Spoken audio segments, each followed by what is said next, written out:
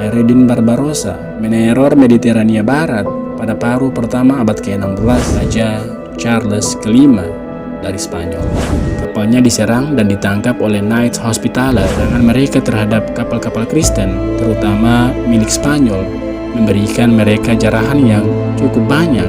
Barbarossa kemudian mengambil alih sebagai pemimpin. Raja Sulaiman kemudian mengirimnya 2000 Yanisari. Ketenaran Barbarossa menyebar ke seluruh dunia Muslim. Barbarossa berhasil menguasai Tunisia pada tahun 1534. Barbarossa sudah setidaknya memimpin 150 kapal yang terus menggempur lepas pantai Kristen.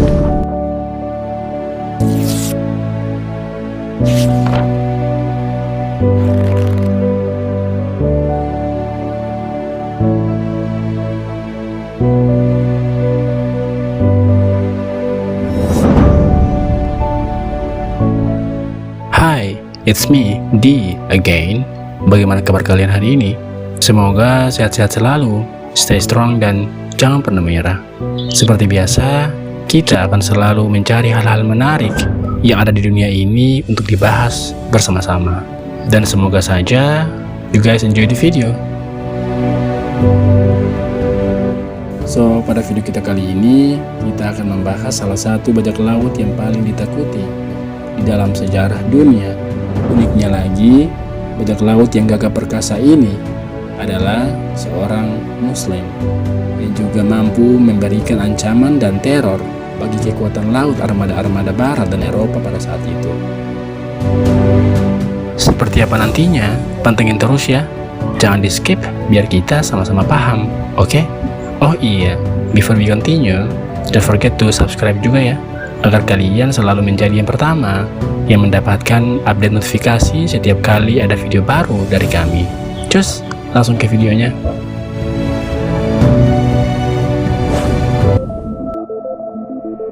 Dari markasnya di Algiers, Afrika Utara, Hayreddin Barbarossa meneror Mediterania Barat pada paruh pertama abad ke-16. Dia dengan tanpa takut membajak kapal dan menjara pelabuhan, mengisi kapal-kapal bajak lautnya dengan harta karun yang sangat banyak beserta para budak tahanan.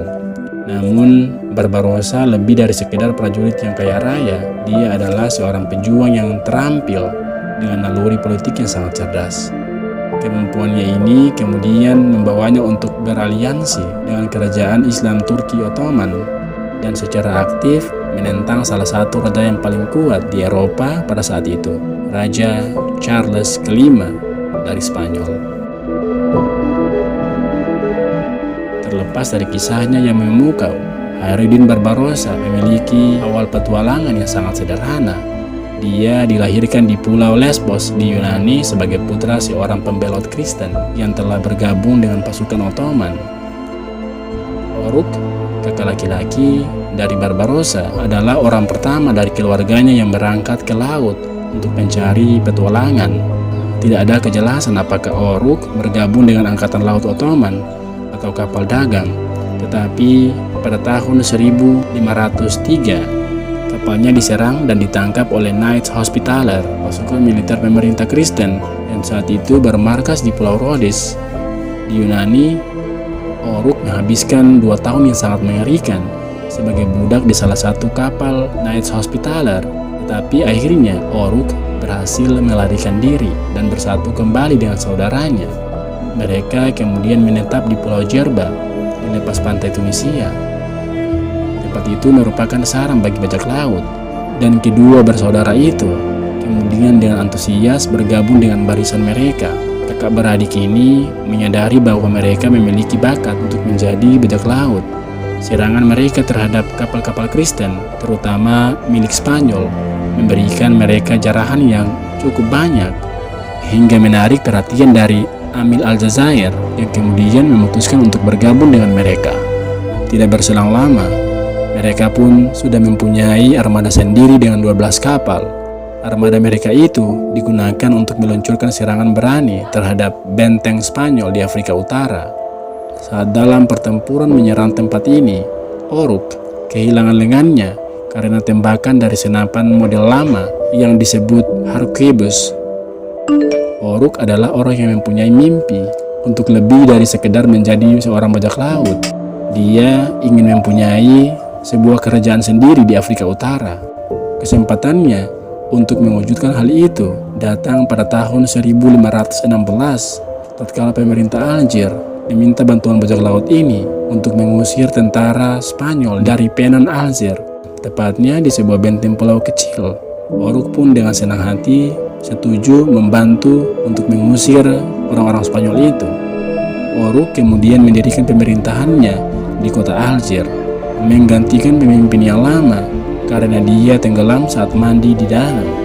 Oruk kemudian mendeklarasikan diri sebagai sultan dan mulai membangun pasukan untuk menjadi support armada saudaranya. Oruk dengan cepat melakukan ekspansi militer untuk merebut kota Tenes dan Tlemcen di Aljazair. Oruk berhasil mengembangkan sebuah kerajaan di Afrika Utara yang kuat, dengan terang-terangan mengancam dan menentang otoritas Raja Charles. Melihat hal ini, Spanyol tentu saja tidak tinggal diam. Pada tahun 1518, sebuah armada berangkat dari pelabuhan Oran yang pada saat itu dikontrol oleh Spanyol menyerbu Tlemcen, dan Oruk melarikan diri hanya untuk ditemukan bersembunyi di kandang kambing. Dia kemudian dipenggal oleh prajurit Spanyol dengan pedang panjangnya.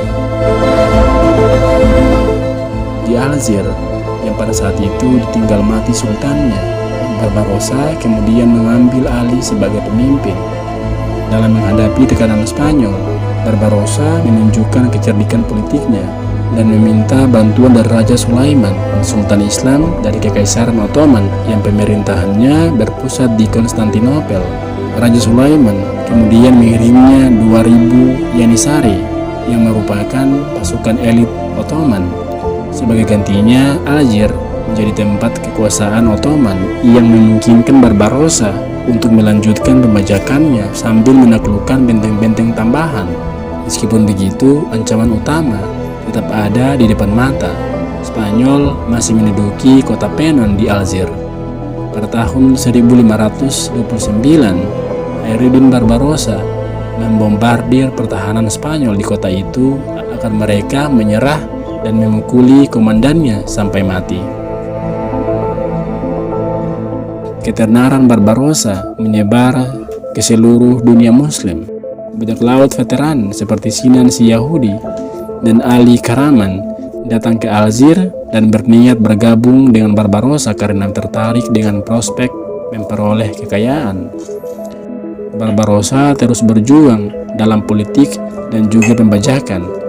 Ketika Angkatan Laut Spanyol yang dipimpin oleh Laksamana Agung Andrea Doria berebut pelabuhan di Yunani yang kala itu berada di bawah kekuasaan Ottoman, Raja Sulaiman kemudian memanggil Hayreddin Barbarossa.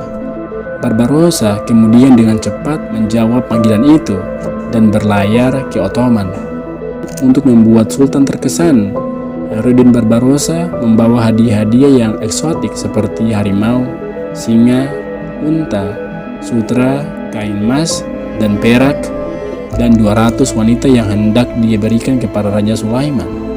Raja Sulaiman pun memberikan dukungan kepada Barbarossa.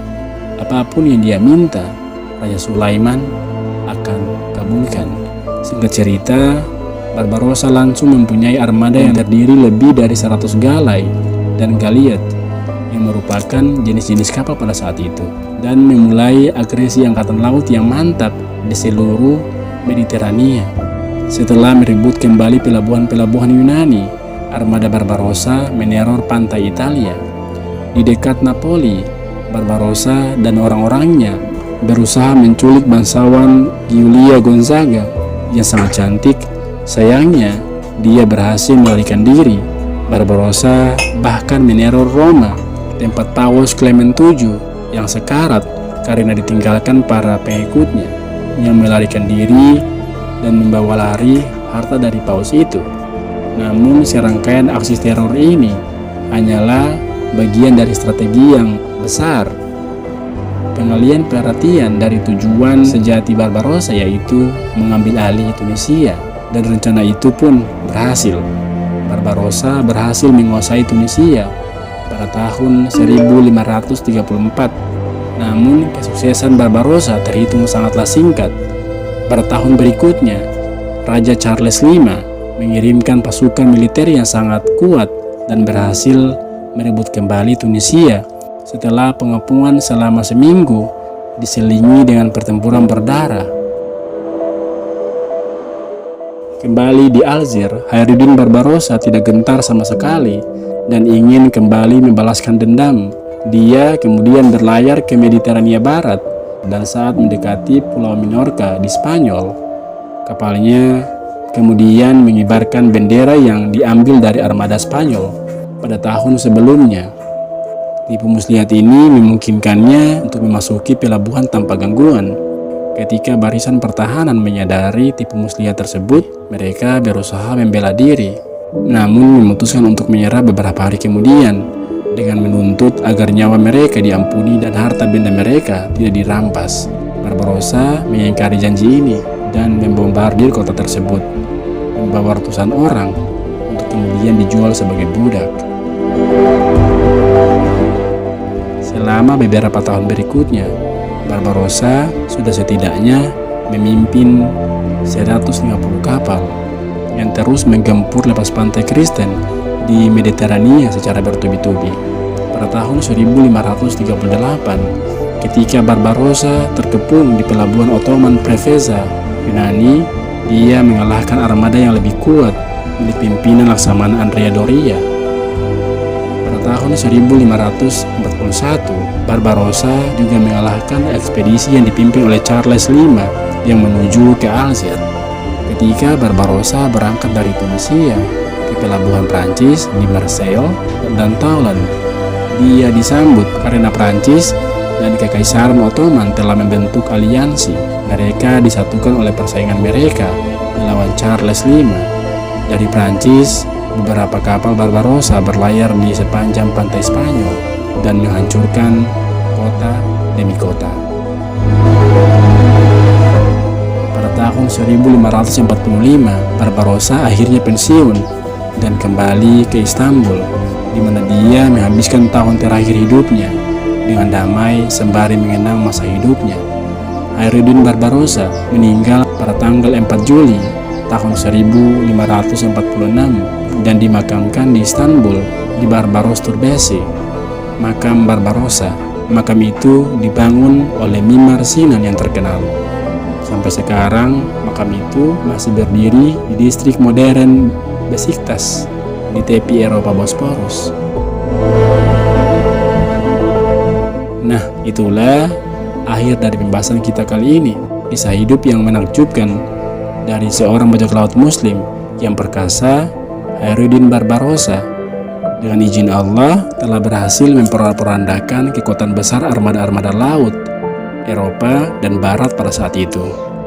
Sebagai tambahan, selama bertahun-tahun tidak ada kapal Turki yang meninggalkan Istanbul tanpa memberi hormat kepada pelaut yang paling ditakuti di negara itu. Di batu nisannya tertulis, "Inilah makam dari penakluk Algiers dan Tunisia, prajurit Islam yang perkasa, Kapten Khairuddin Barbarossa, yang mana keperkasaannya ada atas perlindungan Allah." Itu. Bagaimana menurut kalian? Berikan selalu pendapat-pendapat terbaik kalian terkait pembahasan kita kali ini. But in the end, I hope you guys enjoy the video. Don't forget to like the video and subscribe juga untuk selalu mendapatkan notifikasi setiap kali ada video baru dari kami.